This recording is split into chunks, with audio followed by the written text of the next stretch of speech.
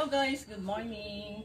Welcome back to my channel. At kung bago ka pa lang sa aking channel, please like and subscribe. And click the bell notification para lagi kang updated.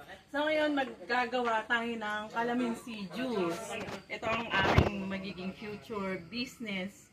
Calamansi juice, kasi yung ate ko may calamansian. So, pinipitas ko lang itong mga, hinihingi ko itong mga, parang medyo nahihinog na kasi hindi ito kasama sa wood. So ngayon, ang first step natin, hindi nakuhanan yung pagpitas ko. Pagpitas ko talaga. Huhugasan muna natin ng calamansi dito sa may poso. Nagtitima tayo ng poso. Huhugasan muna ng malinis na malinis. Kailangan talaga malinis. Ganun muna. Baka nakikita yung aking Hindi. voltage. Mayaman kasi tayo sa tubig.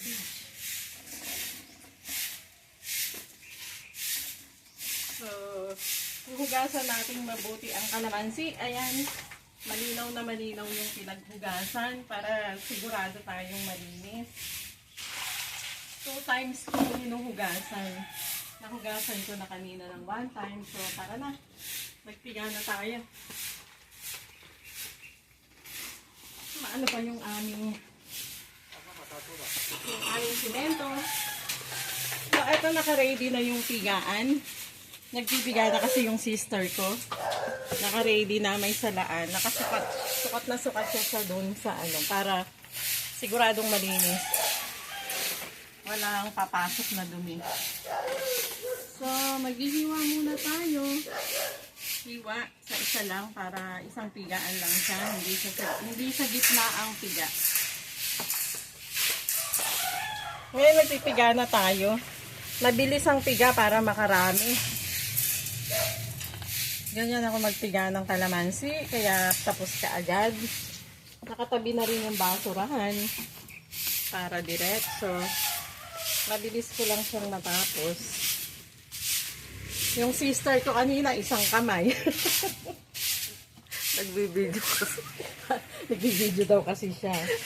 So, ganito po yung procedure. Then, mamaya iluluto ko siya. Gagawin ko siyang calamansi juice. Papakita ko sa inyo yung may naluto na ako. Kasi hindi ko na-videohan yung mga unang gawa ko. Siyempre, with honey and melt sugar ang ginagawa natin. Pakikita ko sa inyo yung juice na nagawa na. Ito ang magiging future business natin. Produkto ng magsasaka para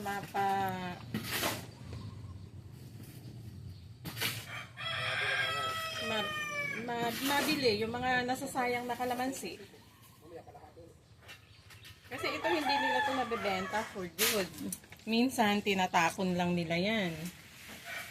Ayan, mabilis ko lang natapos itong yung tapos na. Kukunin ko na yung calamansi juice. O, tatapusin ko muna. Tapusin mo na yan. Tapusin ko na. Ayan, nalaglag. Ipapakita ko sa inyo yung, hindi ko muna pinakita kung paano yung pagluluto.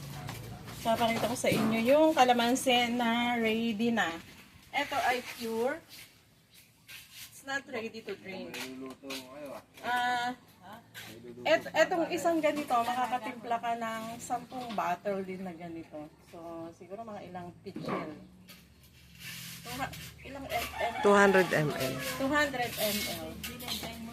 200 ml. Mamaya magtitimpla din tayo ng yung ready to drink na. Ito hindi siya nasisira. Pero syempre, lagyan natin ng expiration date, no? Sa mga gustong umorder, magpapa-sample muna kami ng free to drink. Pag naluto ito at dumating na yung bottle na yung in-order kong bottle na for ready to drink. Ito po kasi bottle na to para sa calamansi pure extract na pangtimpla. Kasi ito pwede yung gawing tumbler, pwedeng baunan ng inumin. Oo. Pag naubos, di ba, matibay siya. Mm. Kaya umorder ako ng pang ready to drink na pwedeng pangtapon na pagkatapos. Inom. So, hanggang dito lang muna tayo. Ito yung mga naibigay ko sa inyo munang information for calamansi, pure calamansi juice. Thank you for watching, guys. See you next time. See you next